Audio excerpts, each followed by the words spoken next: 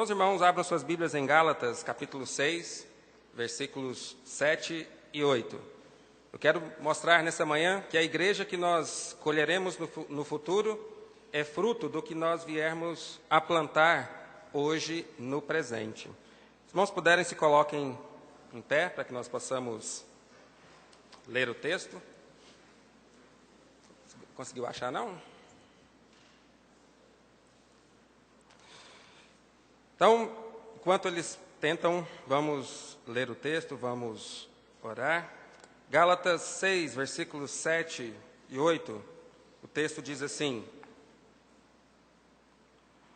Não erreis, Deus não se deixa escarnecer, porque tudo que o homem semear, isso também ceifará.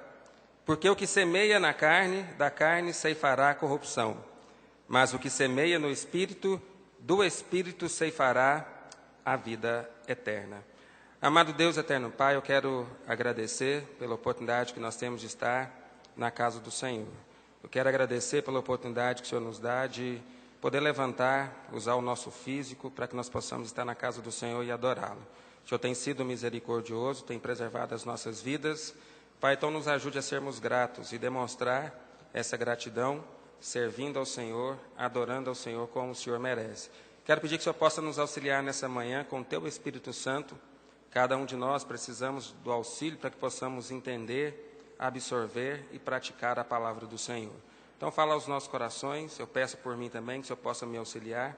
Ajude com o poder do Teu Espírito Santo. Em nome de Jesus Cristo, amém. Podem se sentar. Também queria agradecer ao pastor, antes de começar, me perdoem, agradecer ao pastor Fabiano e o pastor Silval pela oportunidade de pregar a palavra de Deus. Tenho colocado à disposição deles e sempre que for necessário, eu disse para eles que eles podem contar comigo. Eu tenho convicção que Deus não me chamou de tempo integral para a obra de Deus, mas eu tenho certeza que Deus me chamou para servir. E uma das coisas que Deus colocou para que eu possa servi-lo é sempre poder auxiliar. Então, a igreja que colheremos será fruto da igreja que plantamos. Aqui, em Gálatas capítulo 6, versículos 7 e 8, ele nos traz aqui uma verdade que vale para toda a nossa vida. Há um ditado que diz que nós colhemos o que plantamos. E esse ditado, então, é baseado aqui neste versículo. Há outro ditado também que diz que quem planta, colhe. Seja o que for, se plantar, irá colher. E é assim na nossa vida secular, no nosso dia a dia.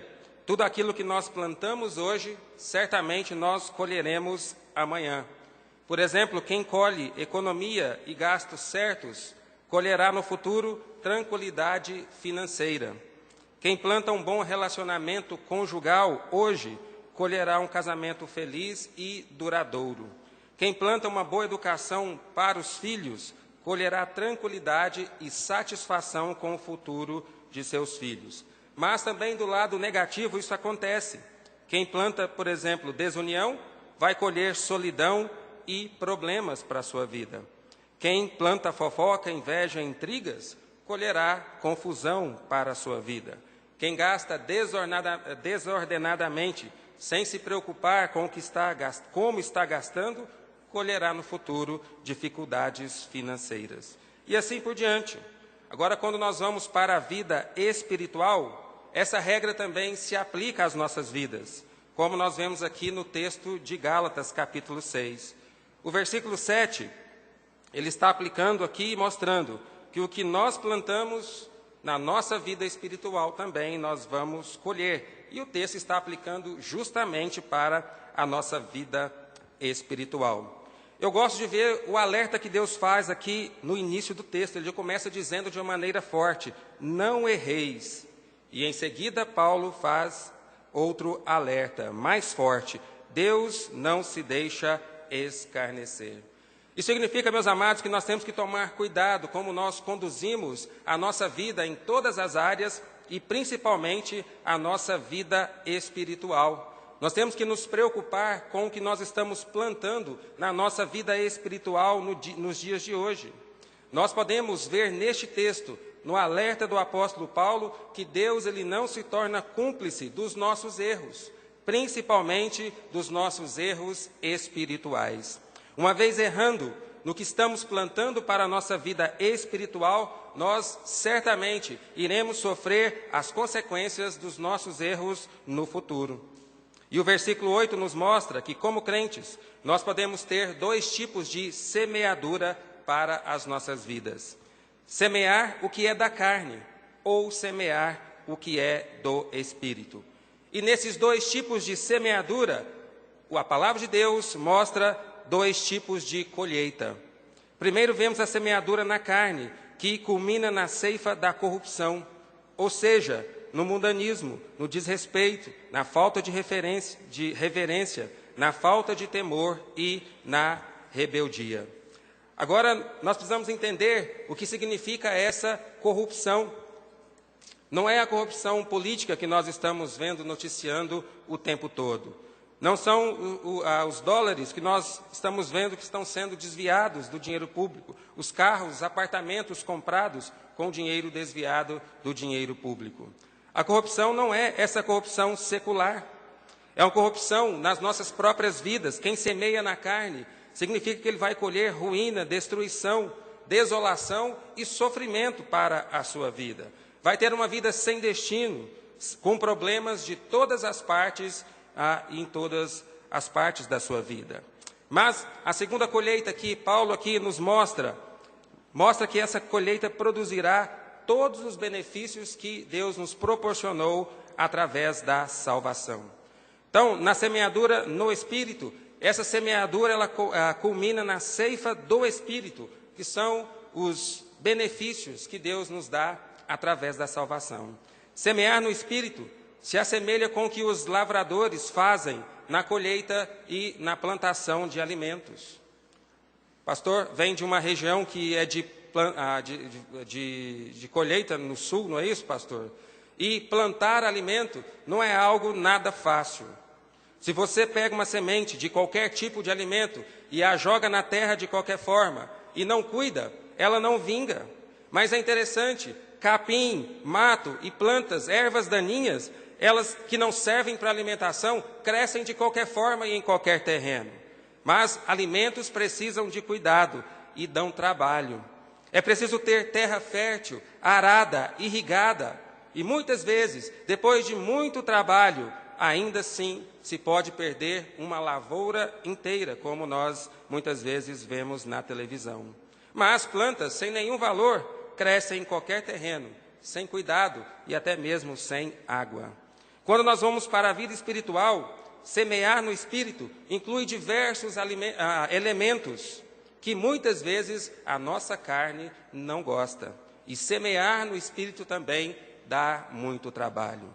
É preciso disciplina bíblica, vida de oração e é preciso vida devocional para que haja uma colheita frutífera quando nós semeamos no Espírito.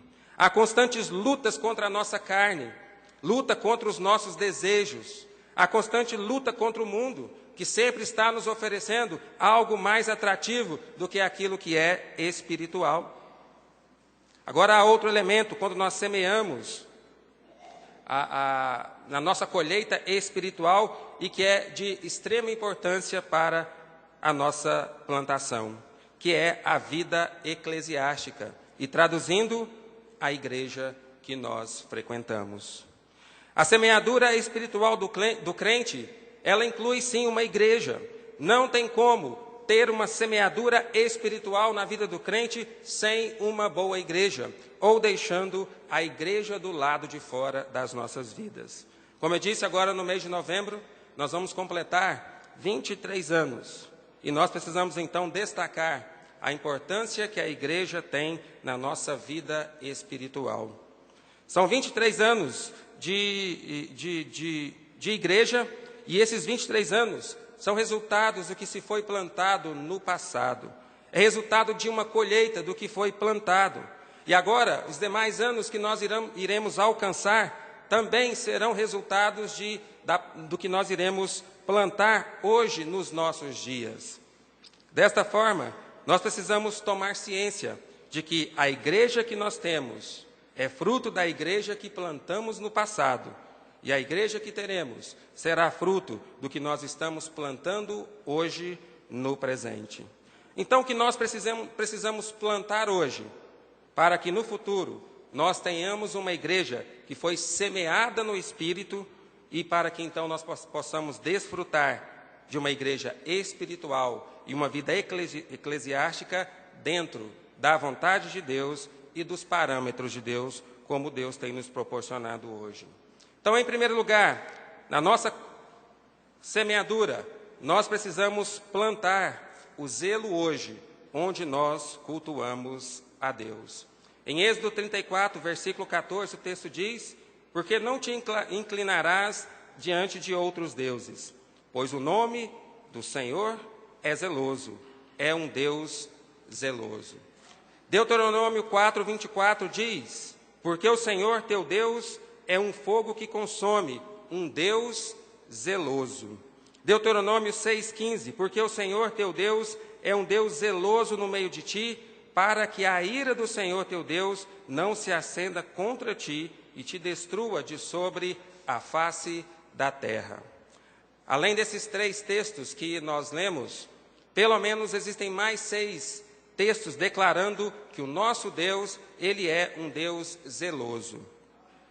O salmista no Salmo 69, versículo 9, diante do zelo, do Deus zeloso que nós temos, ele declara que o zelo da casa de Deus o havia então consumido. Apesar da maneira como nós adoramos a Deus nos nossos dias, ser diferente da maneira como se adorava a Deus no Velho Testamento, há algo que não é diferente nos nossos dias. Muitas coisas mudaram, mas, meu amado, uma coisa não mudou.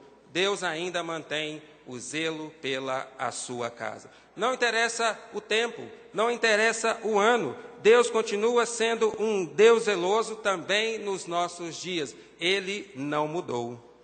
E apesar de Deus não estar presente da mesma forma em que ele estava no Velho Testamento, no tabernáculo, o padrão de Deus, de santidade, continua o mesmo. Nos nossos dias, as igrejas estão convidando Satanás para fazer parte dos seus púlpitos. Igrejas têm dividido o altar com Satanás, têm convidado Satanás para fazer parte dos cultos. As igrejas têm promovido verdadeiros espetáculos em seus cultos para atrair e segurar as pessoas. Certa vez, eu liguei a televisão em um canal, eu não lembro qual mais, quem era o pregador, e estava passando uma dessas programações de igrejas televisivas. O altar estava cheio de pessoas, o pastor havia convidado pessoas para subirem até o altar, e as pessoas eram todas fumantes. As pessoas em pleno púlpito, e ele estava desafiando, ele dizendo que em poucos instantes ele iria orar e aquelas pessoas iriam tomar nojo do cigarro e abandonariam o cigarro naquele instante em que ele orasse.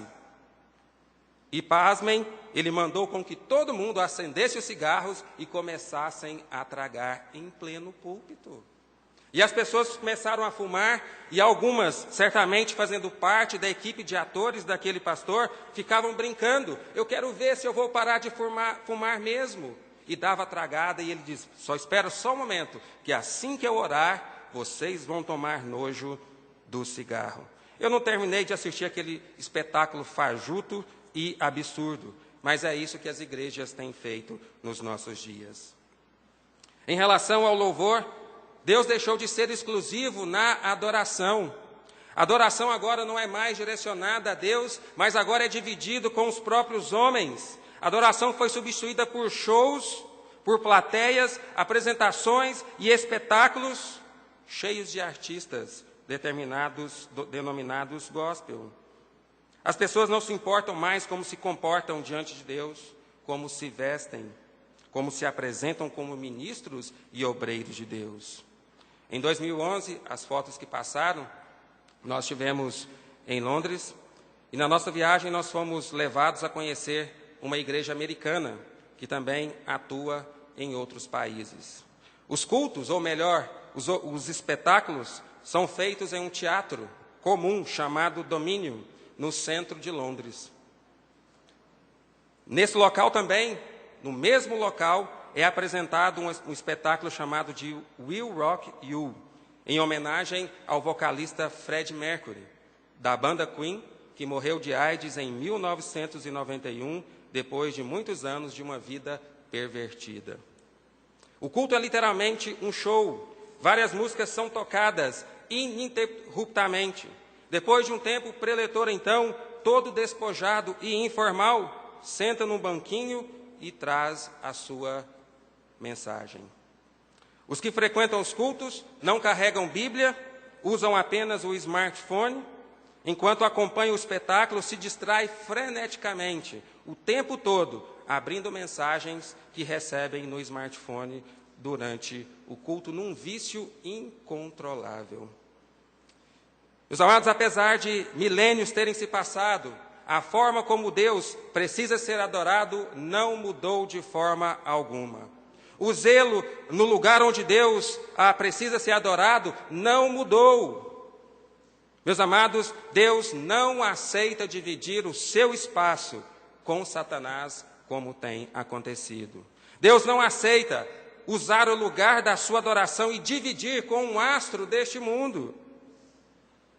Como igreja, nós teremos no futuro o que nós plantarmos hoje no presente.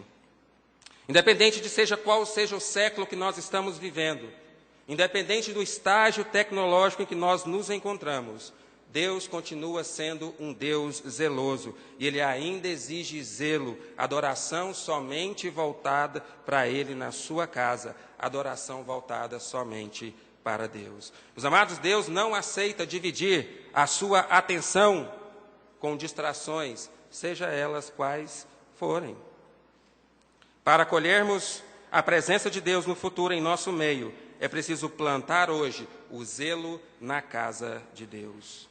Precisamos que nós mantemos a consciência de que a igreja é sim um lugar santo, que a presença de Deus, mesmo não sentida, mesmo não vista, ela é real no nosso meio.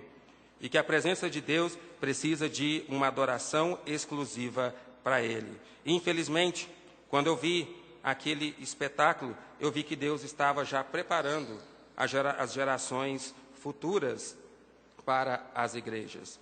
Nas igrejas evangélicas modernas, já é assim. Nunca frequentei uma igreja dessas em Goiânia, mas eu sei que isso é globalizado. Em todos os lugares, as igrejas espetáculos são assim. Mas já começa também a chegar no nosso meio. As pessoas começam a abandonar a Bíblia em papel, estão deixando de lado. Nem mesmo querem carregar mais a palavra de Deus. Pastor Carlos, quando ele chegou em Goiânia, até bem pouco tempo atrás, ele dizia, quando iria pregar, ele abram suas Bíblias. E ele pedia para todo mundo ficar quieto, ele dizia, como é bom ouvir o barulhinho da Bíblia enquanto os crentes procuram os textos. Mas tenho certeza que em pouco tempo ele já não vai poder mais dizer isso. Os crentes vão substituir a Bíblia pelos equipamentos eletrônicos.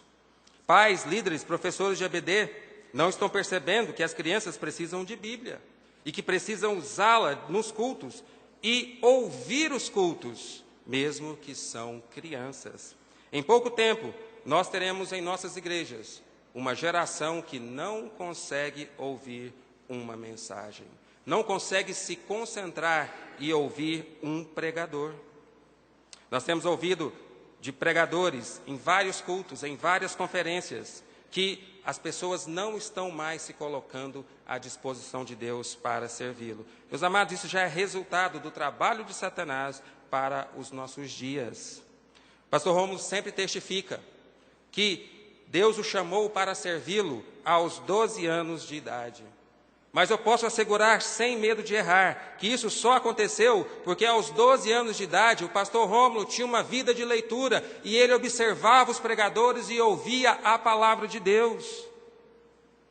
Porque Deus só chama pessoas que estão ouvindo a sua palavra. Deus não chama pessoas distraídas, embaraçadas, ouvintes hiperativos espiritualmente. Deus chama ouvintes atentos, concentrados na sua palavra. Por isso que tem diminuído. As pessoas não conseguem mais se concentrar, desligar deste mundo e prestar atenção na palavra de Deus. Romanos 10:17 diz: de sorte que a fé é pelo ouvir, e o ouvir pela palavra de Deus. E aqui não somente para a salvação. Consagração, santificação, transformação de vida, é preciso ouvir.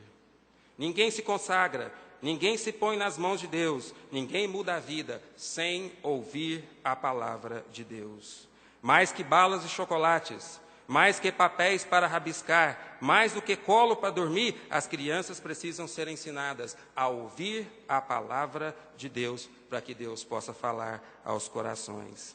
O que nós vamos colher no futuro depende do zelo que estamos plantando na igreja hoje. O que plantarmos hoje, iremos colher no futuro. Em segundo lugar, o que nós vamos colher no futuro depende de plantar respeito aos líderes que Deus tem levantado para servir.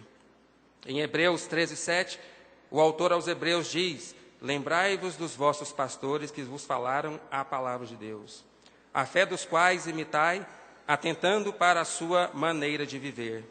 Hebreus 13:17, o autor diz: obedecei a vossos pastores, sujeitai-vos a eles, porque velam por vossas almas, como aqueles que hão de dar conta delas, para que o faça com alegria, não gemendo, porque isso não vos seria útil.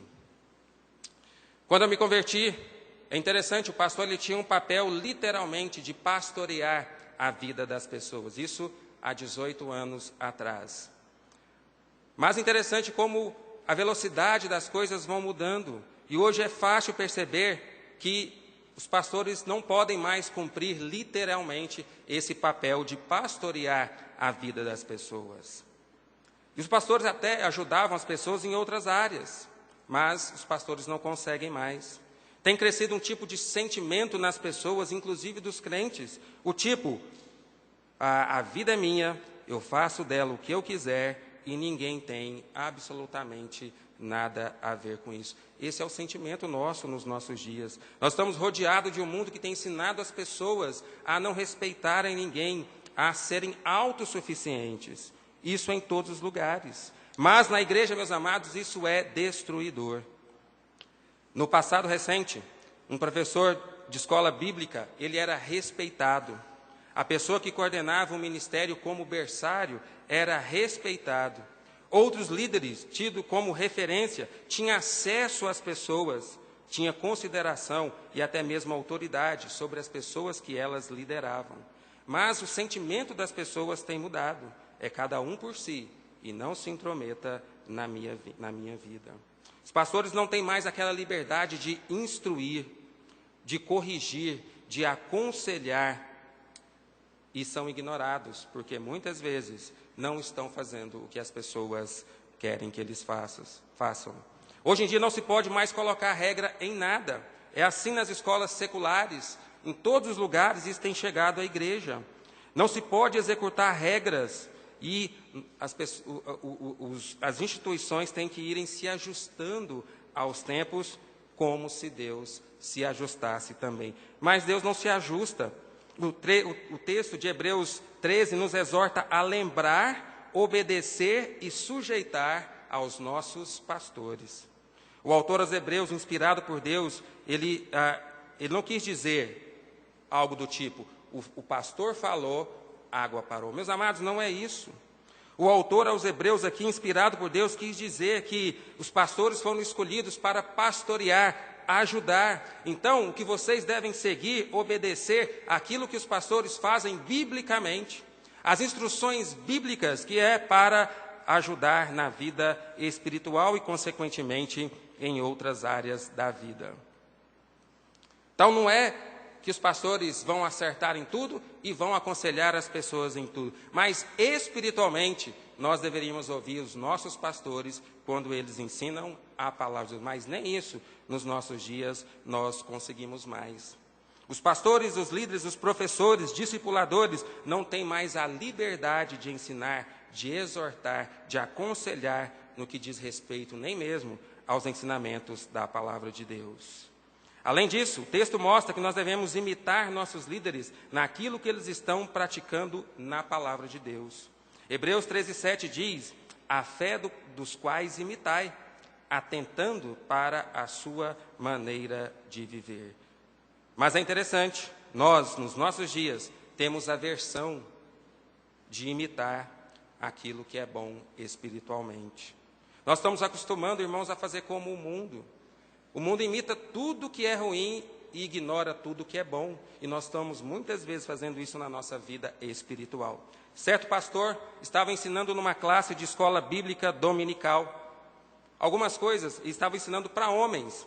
E ele começou a mostrar algumas práticas que ele tinha em relação a outras mulheres que não fosse a sua esposa. E ele ensinou que por questão de testemunho e segurança, ele não dava carona para nenhuma mulher se ele não estivesse com a sua esposa. Um dos homens, então, na frente de todo mundo, demonstrou que achava tudo aquilo uma tolice e fez uma pergunta maldosa para colocar o pastor em uma saia justa, como se diz. Ele perguntou: quer dizer então que o senhor estiver passando no carro do senhor vazio, uma irmãzinha estiver no ponto, indo para o mesmo lugar, o senhor vai deixá-la esperando o ônibus? E ele disse: sim, vou deixar. E ele então debochou do pastor. Pouco tempo depois, descobriu-se que aquele homem que estava questionando aquele ensinamento que o pastor estava dando, estava cometendo adultério. E sabe como começou? Justamente dando carona para mulheres quando a sua esposa não estava com ele. E assim acontece muitas vezes. Nós não queremos seguir aquilo que é ensinado. Estamos prontos para questionar e fazer tudo de acordo com aquilo que nós achamos que seria o melhor. O que colheremos no futuro, como igreja, depende do que nós estamos plantando nos nossos dias hoje. Como tem sido dito, poucas pessoas têm se levantado para servir a Deus. E se as que estão se levantando não forem respeitados, nós teremos problema no futuro.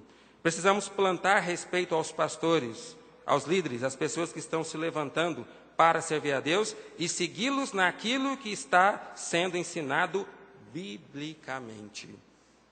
Em terceiro lugar, o que nós vamos colher no futuro também depende de plantar a observação às regras existentes. Salmo 119:4 diz: tu ordenaste os teus mandamentos para que diligentemente os observássemos. 1 Coríntios 14:40, o texto diz: mas faça-se tudo decentemente e com ordem. Quem lê a Bíblia com atenção e analisa a Bíblia, meu amado, percebe que a palavra de Deus é um livro de regras do começo ao fim. A Bíblia, ela tem regras do início ao fim. Alguns dizem que regra é um mal necessário. Meus irmãos, mas eu creio que regras é o contrário, é um bem necessário. Se fosse assim, Deus não teria colocado 66 livros na Bíblia com regras. O que o salmista diz no Salmo 119:4, diz que Deus ordenou os seus mandamentos, as suas regras, com zelo e com cuidado, para que nós pudéssemos observar. Mas nós estamos vivendo também numa geração que tem horror a regras. Em todos os lugares, não é só na igreja.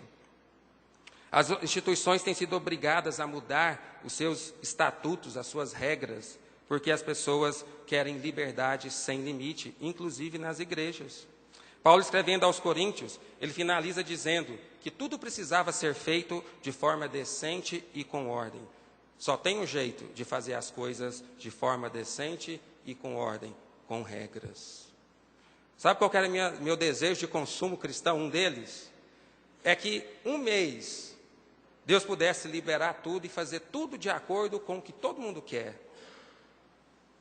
Pense um culto de domingo à noite com 300 pessoas e 300 pessoas fazendo exatamente aquilo que elas acham e aquilo que elas querem fazer.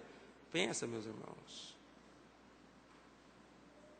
Só se conseguem ordem e decência e agradar a Deus com regras. Como igreja, quantas regras nós tivemos que abrir mão porque as pessoas não querem seguir as regras. Não querem seguir as regras do berçário, não querem seguir as regras do coral, não querem seguir as regras das salas de EBD, não querem seguir as regras para se apresentar diante de um Deus maravilhoso e poderoso. Satanás, por muitos anos, ele tentou destruir a Bíblia, querendo acabar com ela. Quantas histórias de pastores nós já ouvimos que Satanás tentou destruir, eliminar as Bíblias impressas da face da terra. Ele nunca conseguiu, mas ele mudou a estratégia. Ele não quer mais. Milhares de Bíblias continuam sendo impressas e entregues pelo mundo inteiro. Mas sabe o que ele tem feito? É com que as pessoas, então, odeiem regras. E odiando regras, não darão ouvidos para a palavra de Deus. E pode existir milhares e milhares de Bíblias impressas e espalhadas pelo mundo, mas as pessoas não darão crédito. A colheita do futuro como igreja depende do que nós estamos plantando hoje. Para colhermos uma igreja dentro do que Deus estabeleceu, livre das influências do mundo, voltada para a verdadeira adoração a Deus, precisamos plantar respeito às regras estabelecidas, orientadas pela palavra de Deus. E assim, nós colheremos uma igreja bíblica por mais muitos anos, 23, 24, até quando Jesus Cristo voltar. Como eu disse, a igreja que temos hoje é resultado do que nós plantamos no passado, e a igreja que nós teremos no futuro é resultado do que nós estamos plantando no presente. 23 anos, tenho certeza que muitas pessoas têm queixa do Templo Batista Maranata. Eu já ouvi diversas, muitas reclamações. Mas estão olhando para as outras pessoas. Eu te pergunto, individualmente, o que você plantou para que você colha o que você vê de ruim na nossa igreja, nos nossos dias? O que você tem plantado, então, para que tudo aquilo, defeito que você acha, tudo aquilo que você não gosta, seja diferente no futuro? O que nós vamos colher, quantos anos nós ainda vamos durar enquanto Jesus Cristo não volta, depende única e exclusivamente do que nós estamos plantando hoje. Tudo que o homem plantar, também ceifará.